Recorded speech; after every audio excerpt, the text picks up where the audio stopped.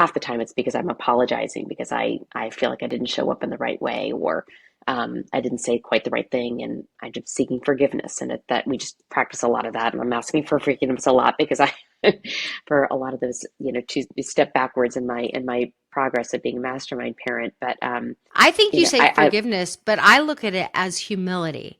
And I mm, think, that's a good point. right? Yes. I think it's Yeah. humility. I think it's Hmm. like this is your like it's your own internship. I think you Hmm. do that a lot because I think there's an intuitive knowing that you're a recovering perfectionist.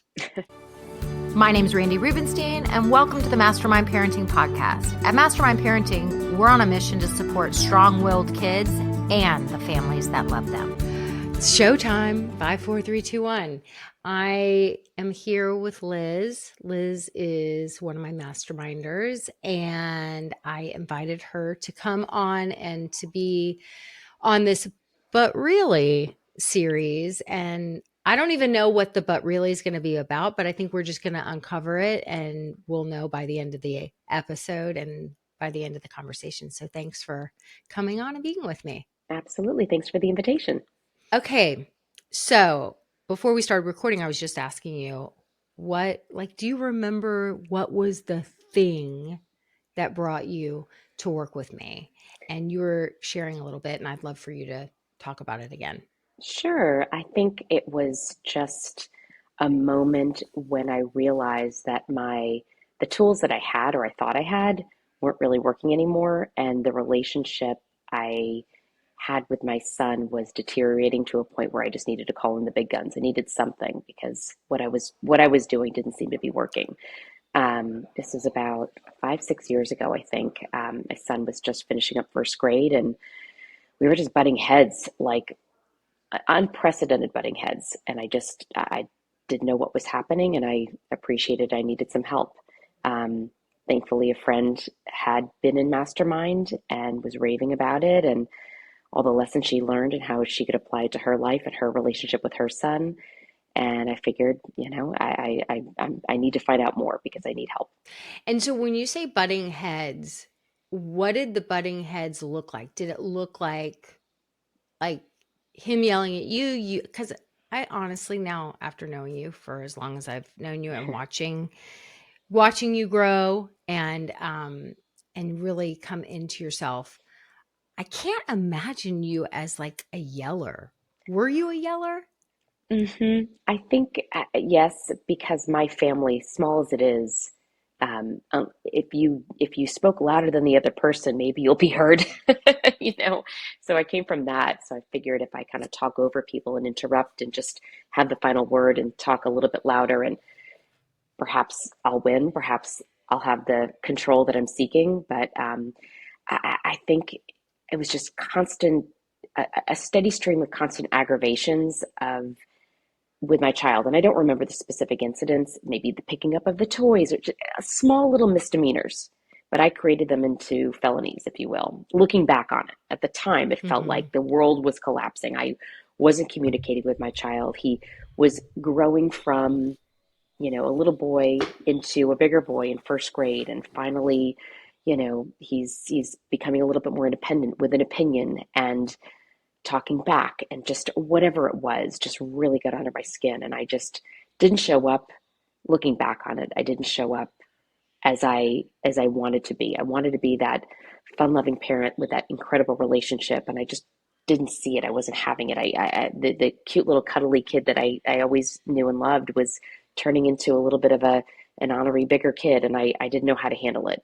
I don't remember Mm-hmm. the specific exchange, but arguing, I think, was really That's our okay. So issue. that's interesting. So it's like, because I always ask, and it's hard to remember, especially Hmm. those of you who come Hmm. and never leave. Those of I'm you, not going anywhere. I know. This is the reason why I have a mastermind, because that very first program I ever did was like 8 weeks, and then I had all these people like sitting around going, "We're not What's going, next? like Yes, we're exactly. not leaving." Yes. And now, like so many years later, there's so and I used to think like I wonder if I'm creating like a whole codependent environment because I'm codependent. But then I Yes. started thinking about it and I was like, wait a minute. Very recently, this is such a like brick to the head moment, which might seem obvious, but I'm like, you have the same pediatrician for your kid all throughout their childhood, hopefully. And if, or maybe you switch pediatricians, but you always have a pediatrician. There's people who have therapists for years and years and years. I'm like, Avery had the same piano teacher for many years until it was time to graduate to the next piano teacher. And I'm like, so when it comes to parenting and there's always a new issue, I'm like, I guess it does make sense that people never leave Hmm. because, until it's like, because before you know it, you're in the tween years and then you're in the teen years and then you're in the, I mean, I even have people who stick around. Well, do I have? Yes, I've had a couple of people who've had kids that go off to college. And I mean, I'm still going through things with my kids going off to college. So I understand it. Um, but I always like to ask you guys, like, what was the shit hits the fan moment, you know? And I think for you, and now knowing you, it actually makes sense that there wasn't, did you just have a shit hits the fan moment pop into your head or no? No, I didn't. But what I realized was we had moved to my son was born in Houston. We were living in Houston. We moved to Florida, and we were wrapping up our first school year in Florida. And I didn't have a tribe. I didn't have a community. All my people that we played on the playground with, and all of my little parent buddies from preschool on up. I didn't have any of that. And I literally was on Mm, my own. I didn't really know one to talk to or no one to really bounce ideas off of or have that just like you or just like me, we're going through this. I didn't have anybody that I could lean on to either laugh it off or get some ideas. And I was really searching for a community. I think it was a kind of a push and pull situation where, mm, I recognized that I didn't know what to do when my son was talking back to me or when he was pushing back on my edicts, pick up your toys, eat your vegetables, make your bed, whatever it was. He wasn't doing the thing. He wasn't doing his homework. He was, whatever it was. I mean, homework, first grade, reading, whatever it was. He wasn't doing the things, and I just felt completely lost and out of control, and I didn't really know how to handle or what to do or how to fix it. Because I'm a good fixer, which, well, yeah. no, yeah, Hmm. knowing you now, I I understand because I know that perfectionism has, Hmm. been very much a part of your story and breaking up with perfectionism, which I Hmm. know is an ongoing process. Um, so I feel like it makes sense that you were like, well, it's not going according to plan. And he's now talking back to me and I'm getting super triggered and aggravated inside and I don't really have people that I feel safe in this community to bounce it Hmm. off of, which Hmm. I have to say, even I mean, even people who have that, quite often you think you have a mom community to bounce it off, but if in real life you actually have other parents who are there with you in it. Yeah, that happened to me too. You know what I read that I Hmm. just was thinking about trying, like sharing resources from a place of no competition, total vulnerability, Hmm. trust, honesty. My kid's not perfect either. I'm not judging you or your kid. I'm not comparing myself to you or your kid. In no way am I putting in little teeny tiny nuanced digs. It is rare to even find that, I think, in real life. Hmm. And, and I think through the conversation I've been having recently with Michaeline on the podcast, what I'm realizing more and more is that what she experienced in the three different indigenous communities that she visited, which is like that sense of true community. When she was struggling with her kid, the other mom, rushing out of her house to offer help and not to judge her and not to not to make her feel worse about the situation, but literally ran out of her house and was like, I keep seeing the two of you by yourselves. Like, don't you have any help? And Michaeline was like, no, no, no, I'm fine. I'm fine. Doing the Western Mhm. thing. I'm Mhm. good. And she was like, you need help. And, like you need help. And she's like, it's only the two of you. And she said, like you need help, but also, don't you think she might be a little sick of you? like like you deserve community. And so what Michaeline experienced there was, then this woman invited her into her home, invited her to come stay with her, like absorbed her in their Mhm. community. And next thing she knew, she had like older kids, playing with her daughter, and she was sitting there with all the other moms, and it was generational. It's like multi-generational community all there together, helping each other, supporting each other. And I think in our weird Western world, we don't have that. And Mhm. humans, for literally hundreds of thousands, if not millions of years, have required that. So now Mhm. we have to go and find that for ourselves, right? And Mhm. so you came here and you thought, I think this maybe your but really is, you thought you were coming for the scripts and the tips, Mhm. right? And I even remember early on when you came in, there was I could feel your anxiety virtually. Wow. There's one specific moment I remember early in your program where you were doing, you had a lesson, just, and you were guiding us through the art of having a productive conversation. And I remember there was a moment that I needed to have one with Walker, and I thought, okay, I'm going to type it all out. I literally typed out your acronym for the reminders for having that productive conversation, and I typed it out. I literally created a script to the T. And I think I shared it with you, and I was so concerned I didn't quite get it right. And I was looking at these prescriptive buckets, and you kind of, lovingly chided me to say, or to help me understand that this is not a black and white, pro forma template to fill out. And I think that was my big wake up call, and it was a little scary because I need definitive direction. But I think looking back on it now, going through all the stages of the program was so helpful. And when I turn back to having that productive conversation, it is infinitely easier because it feels so much more natural and part of the fabric of our communication. It just feels much Right. more inherent because, but you just basically walked us through the principles of it, not so much the prescriptive buckets.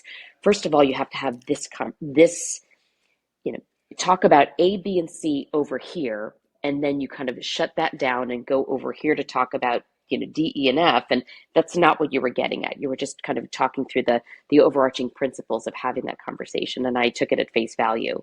But I think, and I'm probably skipping ahead, but I don't know how this fits in the O, but really, but I think the biggest thing for Mastermind for me was not so much here are the tools, but what's going on with you. Wake up and look at yourself. Hold up that mirror and really figure out what's going on with you and how are you showing up.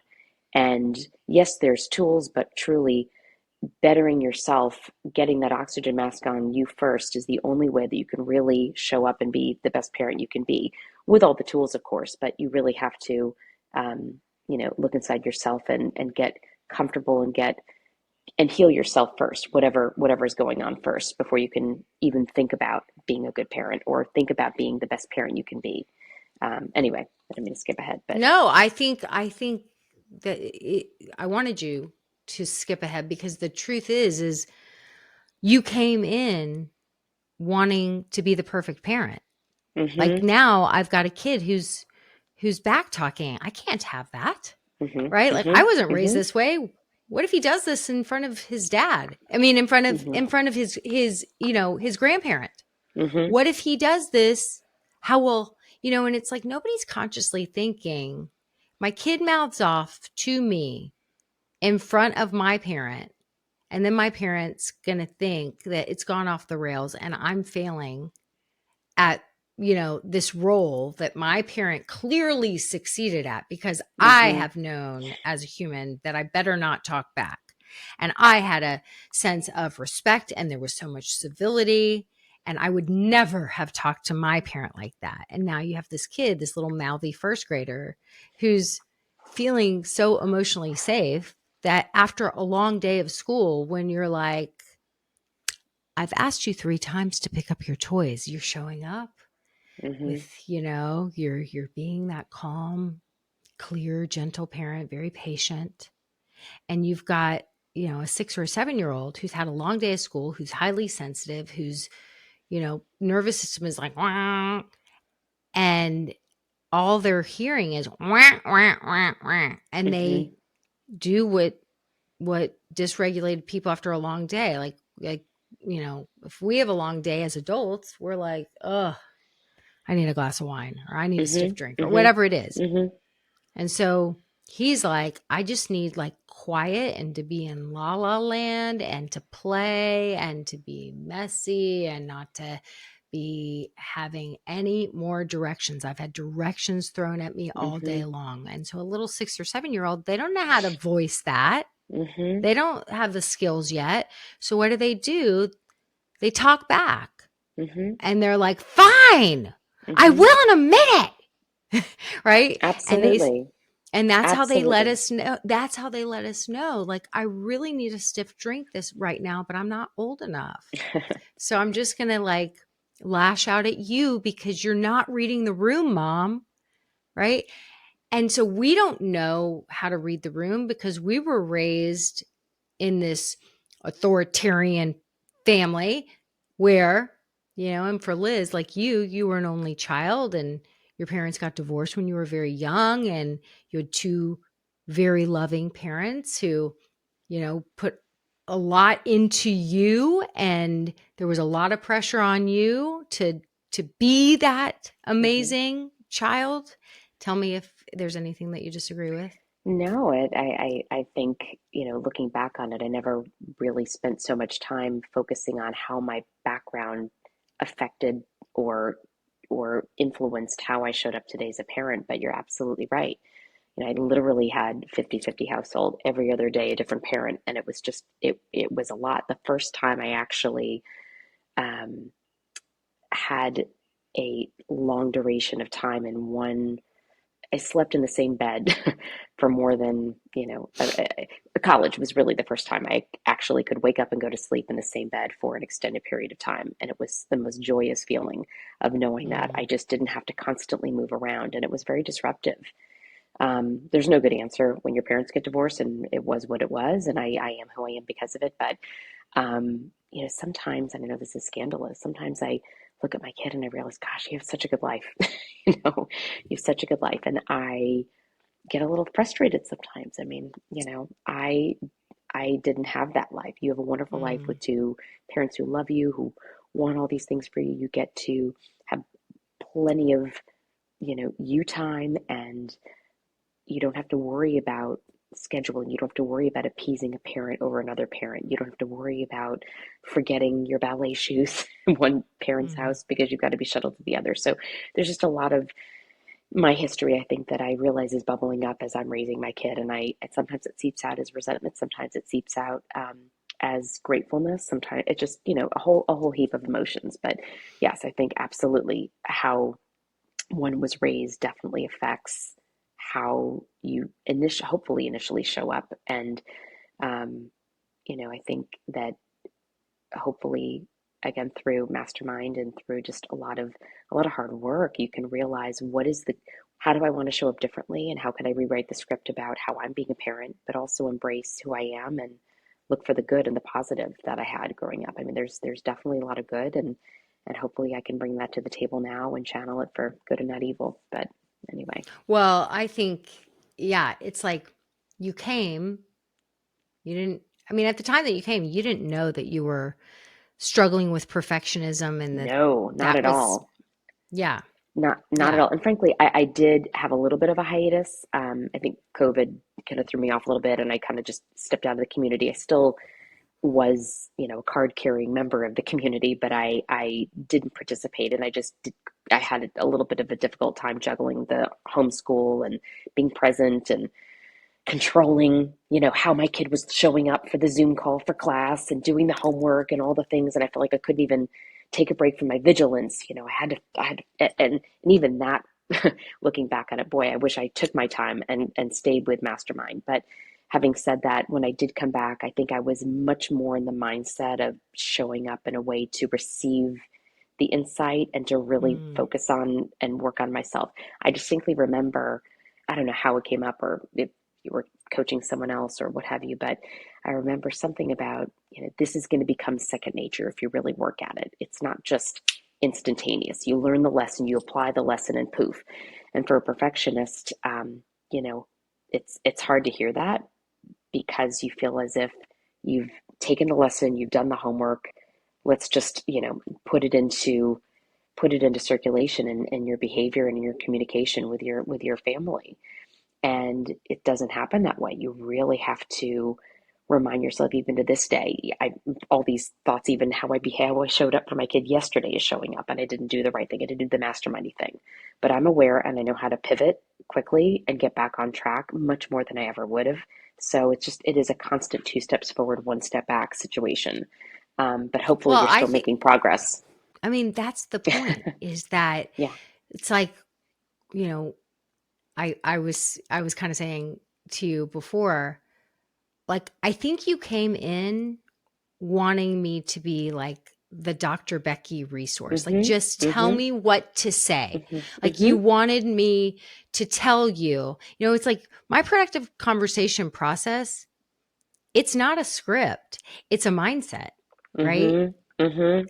And that, the thing I say to you guys all the time is like I'm not, I mean, every once in a while I'm like, okay, here's a fish dinner. And everyone gets Yes. excited. Everyone's like, wait, let me get my notepad out. She's giving us a fish dinner because that's so rare because I'm like, I am teaching you how to fish. Like Mm-hmm. you're It's the best not, analogy, the absolute perfect best analogy for what you're doing. 100%. yeah. Yeah. Like, and sometimes I'm just going to hand deliver a meal Mm-hmm. because I love, I love to feed people.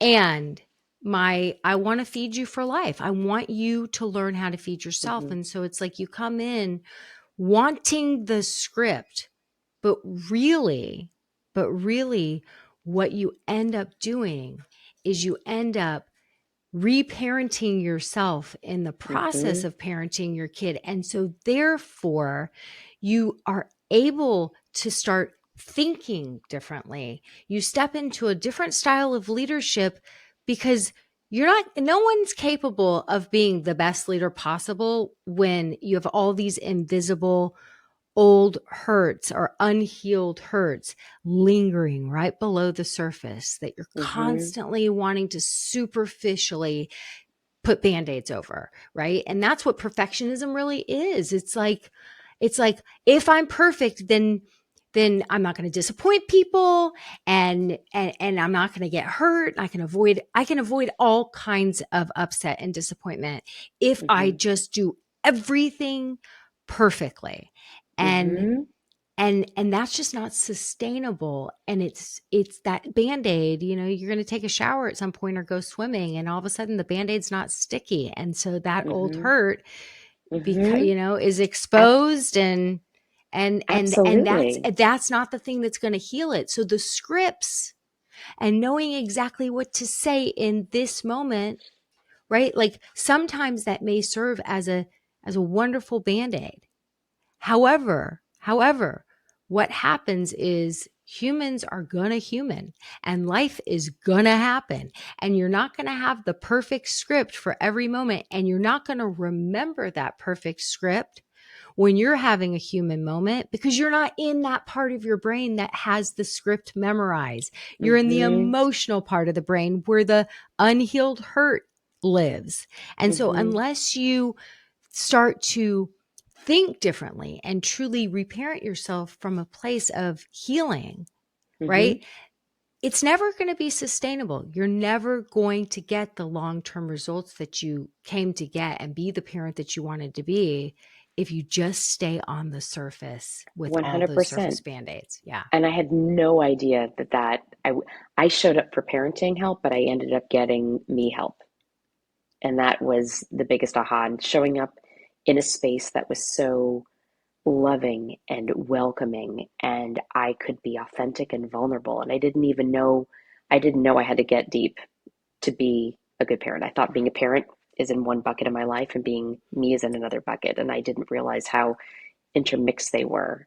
It sounds silly to say that, of course, but I No, just I had didn't absolutely either. no idea that I had to I go mean, so deep and figure out what is wrong, what's bothering me, heal myself, reparent myself, and then be able to then reemerge with that insight and with that self love and um, with that perspective. I just had absolutely no idea. And frankly, I've been to many, many, many years of therapy, and I've never been able to get just that comfort and that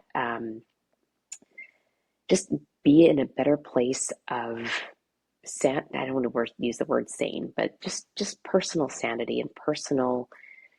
Um, I'm struggling with the right word, but just to be in a place of just absolute tranquility, if that's even possible, with myself, with who I am, where I came from. I've never been able to do that before until I showed up on that one call with you. And I remember just digging in so deep, and I didn't even realize again that my background and my personal baggage was affecting my ability to show up as a good parent and as a good human. So I'm incredibly grateful for that and the journey well, that I've been I on. don't think good.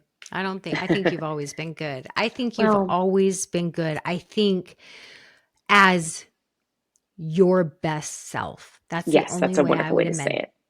Yeah, Yeah. because you always have been you. You've always been generous and kind and so supportive of the other people that you're interacting with. That's just, I mean, your compliments towards me, your appreciation anytime Hmm. I've coached you, like you have always shown up as a good person.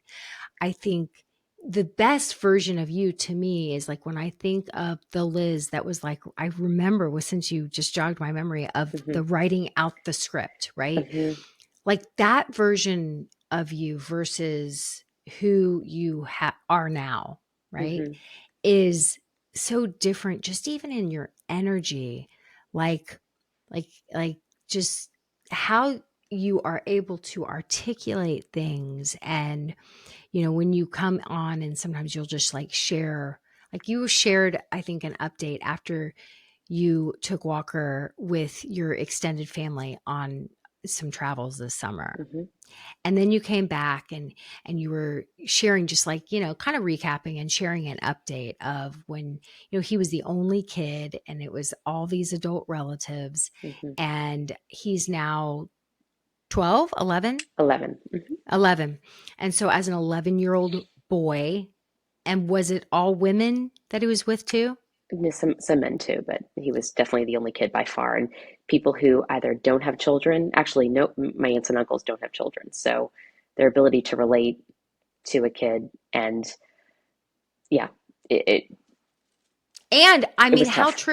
how triggering for you too, as growing up as a single child, right? Mm. Probably quite Mm-hmm. often with these same adults. Mm-hmm. And so it's like, as a child, it's like figure out how to fit in with the adults Mm-hmm. and so you're living you're a child and you're in an adult world and now your child is the child in the Mm. adult world and you're one of the adults, so it had to have brought up so much, but you came and you gave us an update and you were like, Walker did great.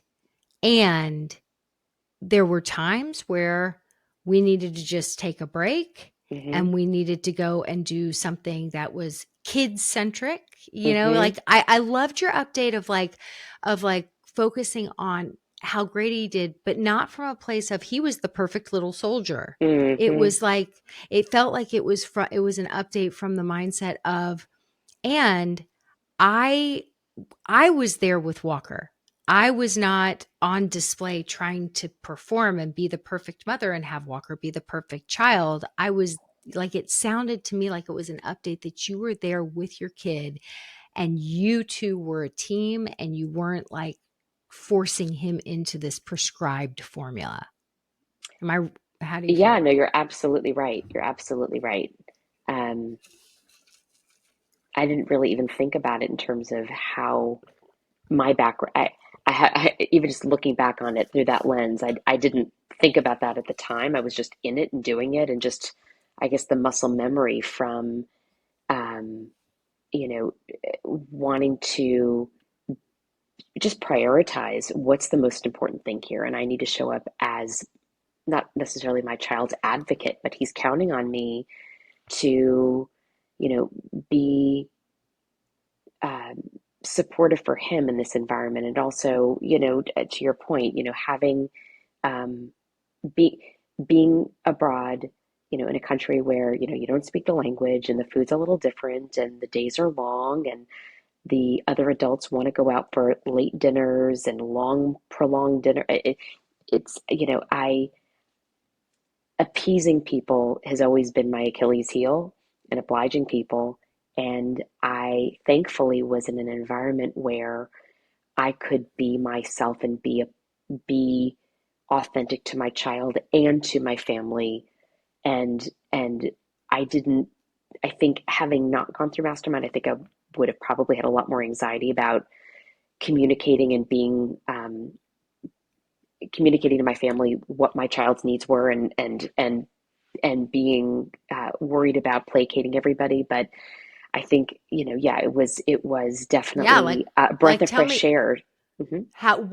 why were you, I mean, to me, when you came back and gave that update, and that's what I'm talking about, is that I felt And I don't an even remember energy. giving this update, by the way. So I'm like struggling to look back on it. We were Well, actually you had moving the week also, later. Yeah. right, you were Hmm. preparing to move Hmm. from Florida back to Texas. Like, Hmm. there was a lot going on, Hmm. right? And Yep. so I Hmm. remember hearing this update and I'm thinking, okay, you've got to move in a week and you just Yep. traveled, and like there was an there was an energetic shift. Hmm. That's what I mean by, like, you know, when we're here, and I talk a lot about pack leadership. Hmm. But this is what pack leadership looks like in real life. So it's like way back when you came and you're like, just give me the script. But Hmm. there was all this anxiety, and there was all this anxiety. Like, there is no way when we're in that place of anxiety and like, just give me the script, just give me the script, that Hmm. you would have been able to show up in that calm, spacious, clear energy, prioritizing. Like, I have a Hmm. child, I'm caring for a child, he's 11, he's not going Hmm. to hijack the trip. Hmm.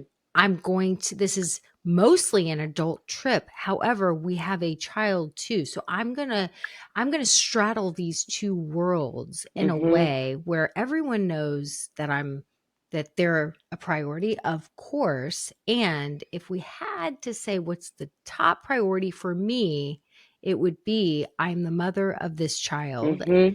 and Hmm. so he's my biggest priority, but Hmm. you people aren't chopped liver either, right? So, Right. like, Of course. Yes. straddling that and how you manage to do that, I mean, that's some serious pack leadership. Thank you. Well, I credit, honestly, just being as calm as possible, and also, knowing that, I it, structuring things in a way that gave me as much birth as possible to show up that way was helpful. Letting, the family know we're going to stay in tonight and order room service. Have a nice night. There's no, Boundaries. it's There, exactly okay, so there's 100%. That's it. That's the B word. Exactly. yeah, Yes. that's an Perfect. example Perfect. of boundaries in Hmm. real life, and which Hmm. is no small feat for somebody who survived through the fawn response, which is people pleasing, which is Hmm. obliging. I just want Hmm. everyone to hear that Hmm. people pleasing is not a character flaw. It is a survival response. And That's a so wonderful way to put it. Absolutely. yeah, so anyone who has had a people pleasing pattern, it's not because you're a doormat, it's not because you're a wimp. It's because it was what you did to survive, and you Mm-hmm. learned that. It was a skill set. It has been a part of you that has helped you. Mm-hmm. It's not an effective part of us when we are in leadership roles, and it makes having boundaries, like something as simple as have a wonderful night. We're going to stay in tonight. I have a tired kid. We're going to stay in tonight and order room service. Can't wait to hear about the delicious meals you Mm-hmm. have tomorrow. Have so Right. much fun. Like Mm-hmm.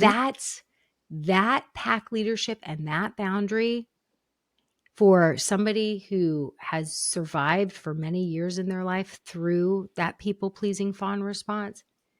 That's reconditioning yourself. It's pretty powerful. Well, it definitely it helped tremendously, and definitely helped me enjoy the trip, help my child enjoy the trip. There was less angst, less frustration, less butting of the heads because we were in a good place, and he knew that he could. Thankfully, I hope that rely on me as somebody who would, look out for his best interests. Yeah, there's some times where we have to kind of buck up and do things that are a little uncomfortable, and the trip's a little longer, and the tour's a little longer, and the walk is a little longer, and all the things, and the food's taking a little longer at the restaurant for the 14th meal out again. And there's going to be some free time too. And we're going to um, make sure that we get a good night's sleep. And we're going to have some free time for you. And I'm going to go in the pool with you and play with you because you need some kid time. So it's just, it was a really good balance. And we had another trip as well to visit family later on in the summer where that really, really helped. And I'll tell you what was probably the biggest mastermind tool, and I don't know, lowercase t for the tool, because I know it's not an explicit tool, but just managing expectations. I feel the trip to family later in the summer, where similarly, Walker was the only child, and there were just a lot of expectations on him to show up as the perfect grandchild and to do all the things. Um, and I tried to run a little bit of interference to a certain degree to temper down those expectations to, um, make sure that I built in plenty of time for him just to be a kid and just to go outside and kick their soccer ball or go play or do whatever. Um, the biggest thing for Walker and me to set ourselves up for the best trip possible to visit family was for me to start telling him a week in advance, hey, I want to just talk to you about this trip coming up. I want to set some I want to just share what I was doing was setting his expectations so it wasn't a surprise. So he was Mm. well equipped, to know that here's what's going to happen on this trip. And there's going to be some fun things and there's going to be some things that I got to do because I'm a grandkid and I haven't seen this family member in a really long time and all the things. But setting up those expectations and reminding him and letting him know, here's what you can expect. Here's going to be the fun stuff. Here's going to be the stuff that might be a little tricky, but we're going to get through it. And here's some fun stuff we can look forward to afterwards. That was the best blessing. That was the best learning, the best takeaway that helped set up for that trip. And it's funny looking back on the family trip that we took abroad. I probably should have done that, but it was just so hectic at the school, whatever. It all worked out fine. But for the next trip, I think just making sure that I communicated and reiterated, I don't want to say the rules, but just what the boundaries were going to be for my child, for the trip, for what we were going to pack and how we were going to behave and all the things in a good way. But just setting up those expectations so there were no Well, that's surprises. And leadership. yeah, well, That's maybe, yes. that's Yeah, exactly. I mean, that's what I'm saying Yeah, is it was that great. you came in and you're like, just tell me what to say, just give me the script. Hmm. But if you really think, and we can think about it from like, if for anyone who has ever had a job where if you think about at work professionally, people that are in positions of leadership, let's say that you are on a work team and you have, a big project or a big event that you're preparing for, that your team is preparing for it. It's going to be like next week is this big conference that we're going to or we're hosting. And so it's going to be a week where we're all going to travel to this conference and it's going to be intense. Like, can you imagine just showing up at the conference and whoever was the leader in charge of your work team, like, was just like, yeah, I don't know. Like, tomorrow you'll see the schedule. Mm-hmm. Like, well, I didn't even know what to pack. Like, what is every day going to be? Are we going to be in session? Are we going to, do we wear business attire? Are there some days that we're a little more casual? Like, who are Mm-hmm. we going to be meeting? Like, you want to know what to expect. And a good Mm-hmm. leader knows that, of Mm-hmm. course, you're going to set your team up for success, but you got to let them know what to expect. And so it's like, I think most people understand that from a professional perspective. But then but we're in these positions of leadership with our kids. And then we're just with our kids, we're just like, yeah, good luck to you. And Mm-hmm. then when whatever your expectations aren't met, because I didn't do my job as a leader to help you develop realistic expectations. So you're going to have expectations as a human. And when they're not met and then you're upset about it, then I'm going to get pissed at you. Mm-hmm. Oh Right? my Like, gosh, it's so funny you should say this, and I don't know, going off script a little bit, but not script, but um, right. Topic. topic. It's Just fine. the other day, I was getting so irritated with my child because he had just, I don't know what happened to our etiquette, shaking of the hand, seeing another adult, communicating what your name is, just a normal exchange, a nice greeting. We just lost the art of that, and so I was getting really irritated and frustrated and angry and crunchy. And I realized I need to pause. We need to reset. I don't know he's 11. It happens. You don't have it memorized Emily Post's, volume of etiquette, right? Um, we need to reset. And I asked and I got curious, thanks to some of the way our training in our brain now is instead of getting angry and upset and frustrated, I got curious and I asked my son, I said, do you remember what to do when you see an adult? And he said, well, not really. I'm like, okay, we can handle this. And I'm a marketing, junkie. I'm like, let's just break down to like three little simple words. Let's see, let's shake, and let's speak. The three S's. Let's just do that. Let's remember that in Love our that. brain. See, shake, speak, or whatever. And I said, you see, you look the person in the eye, you shake their hand, and you speak. I can't feign enthusiasm. I mean, you might not be excited to meet great Aunt Millie, but at the same time, you can at least communicate and speak. Hello, my name is. How are you today? Thank you for coming. Thank you for inviting me, whatever it is. But it was a really helpful thing. And now when I say the three S's, he remembers. That's his brain trigger to remember. And at least now, if he doesn't do it, I can legitimately say, listen, there were expectations that you didn't meet, and it's frustrating. Does it look good, right? Whatever it is. But at least he knows I prepared him. He's got something he can cling to, a little mantra. And it was a really good moment for I love me that. because I was able to kind of take some of the tools, take the mindset that you've given us, take the learning and that idea of we are the pack leader and we certainly can have feelings and expectations, but it's unfair for me. It's actually my fault that my kid is showing up this way. And I'm angry at myself. I'm not angry at him. I'm angry at myself for not preparing him. So it might take a little bit of hand holding. It might take a little bit of, indoctrination of what those steps are. But, once we've repeated the rules and repeated them often, um, hopefully it's a habit that'll stick. Okay, so So anyway, are you open for a little add-on coaching to that? yeah, let's do that. I love how you got curious and you asked him and he was like, "Yeah, I kind of forgot." And so you're like, "Okay, so let's give him a fun acronym. Love that. Hmm. Let's teach him." My hunch is that he forgot because he doesn't fully buy in or understand the importance of why Hmm. Hmm. we see, shake, speak when we are meeting another adult Hmm. or another person or whatever. Like, what's the purpose? What's the Mm. reason?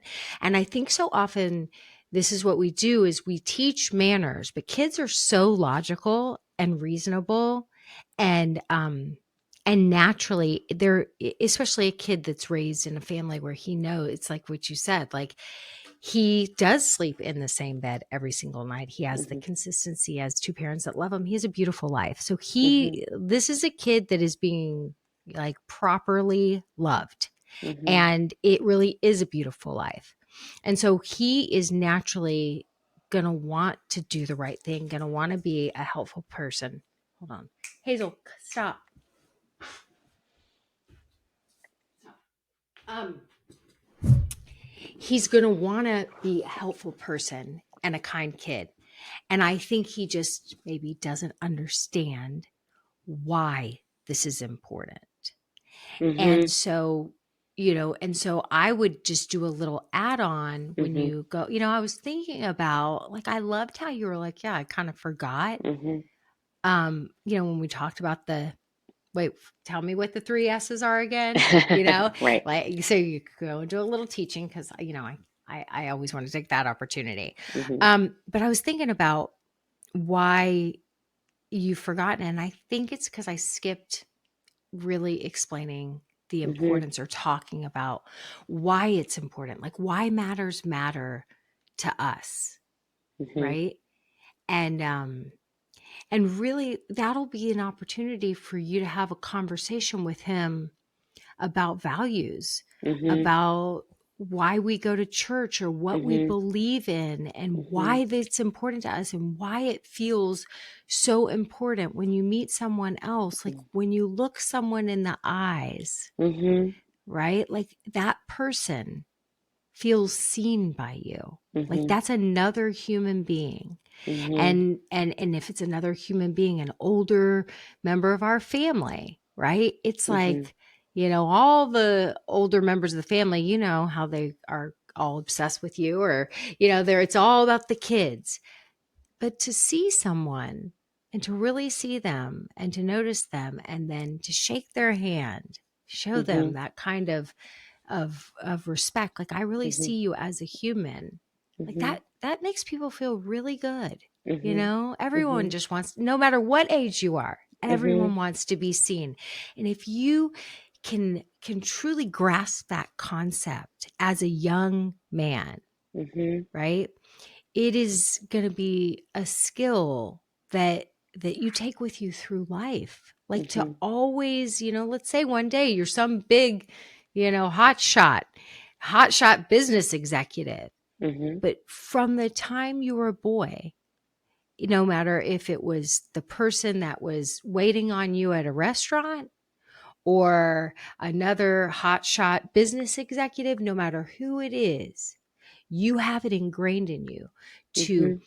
see, shake, speak, and you make every person that you come into contact with feel seen and valuable.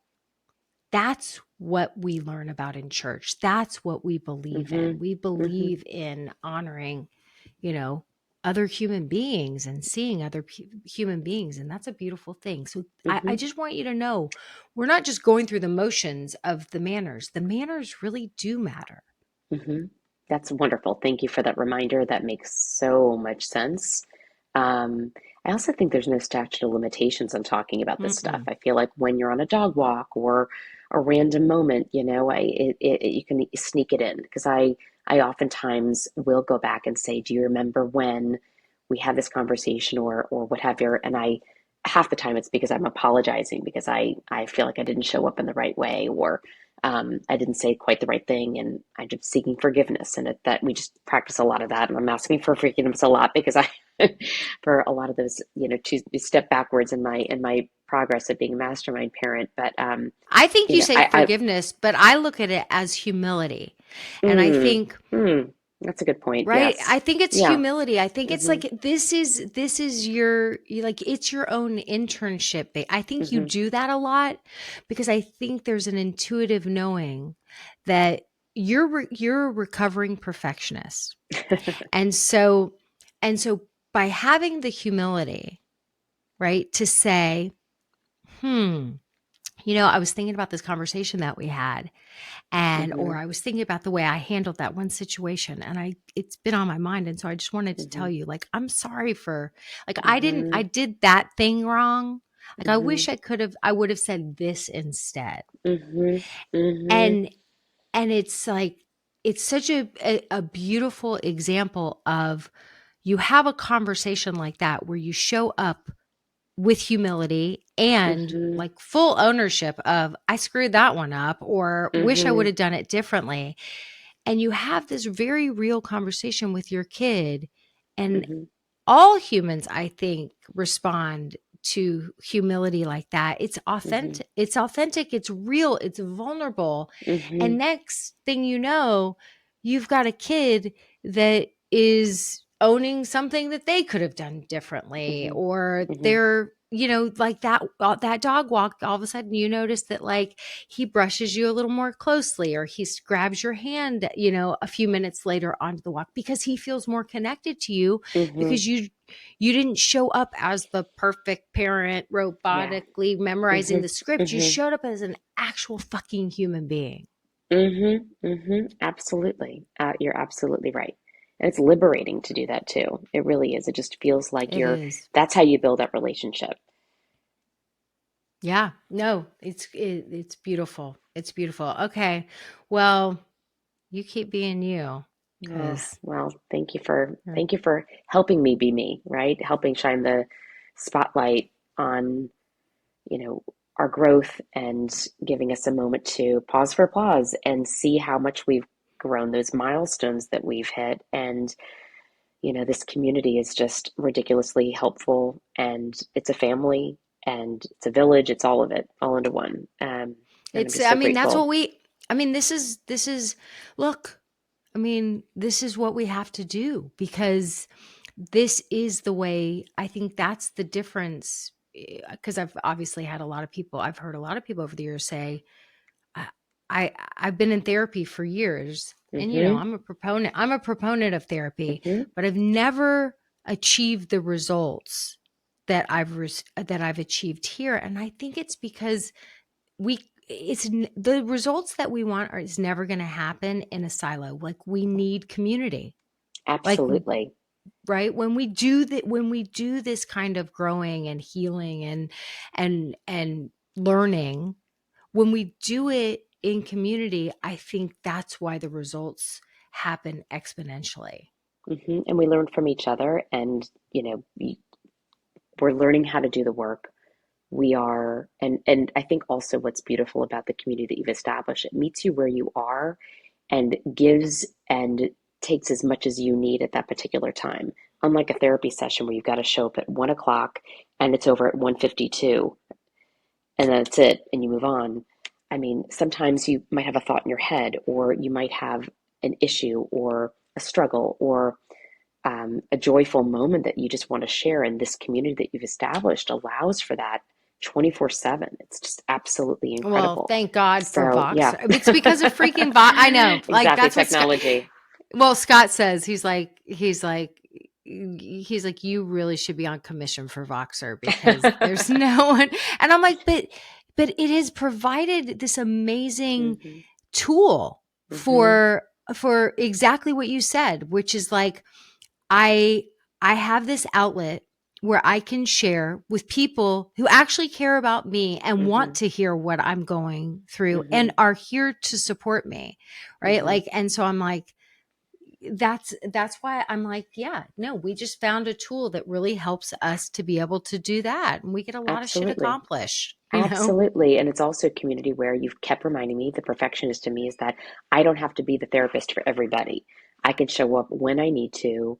I can happen to listen. I do want to, I do have a desire to be more involved, but thankfully it's a community that never judges and never keeps tally of how many times you've communicated or responded or liked, or it's not a social media site at At all, all. right? Can you And imagine if no. everyone in our Oh, groups liked or responded to every single person? It would be overwhelming. 1 billion%. And so it feels so gratifying to know there's a space you can go and show up as yourself, give, take, hold hands, kumbaya, and be just have that space whenever and wherever you need it. Well, So, it's kumbaya, but it's also like, like, you know me, like I'm results oriented. So it's Mhm. like, yeah, no, we're going to get some shit accomplished and handled. We're Mhm. going to have a Mhm. plan. Like this thing happened Mhm. and I want to make it better. What do I Mhm. do? And I'm like, Mhm. well, let's, okay. So I'm not going to just give you the script. I'm going to, you're learning how to fish. Mhm. So you Mhm. are going to, like, let's just know for sure you are going to make this situation better. Mhm. Period. End of Mhm. story. And we're going to brainstorm this. We're going to workshop it. I'm going to coach you. Like, we're going to come up with your plan together.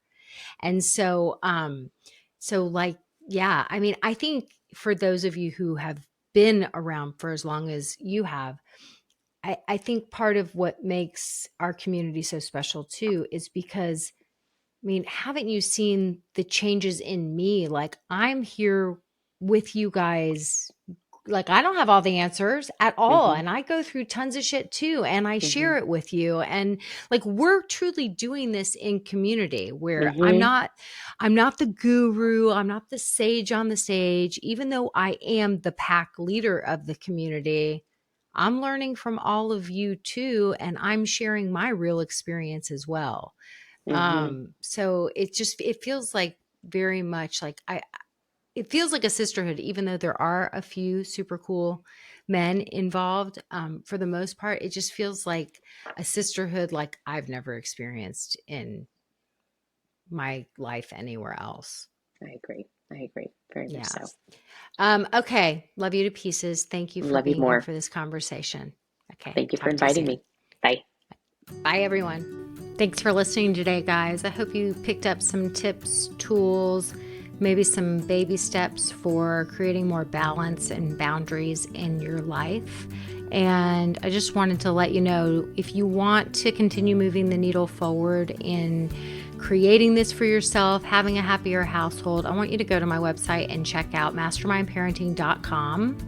We have 3 beginning programs, and if you need some accountability and more support, then please look for the one that would be a good fit for you. And as always, we're on all the social channels under Mastermind Parenting. On Instagram, it's mastermind_parenting.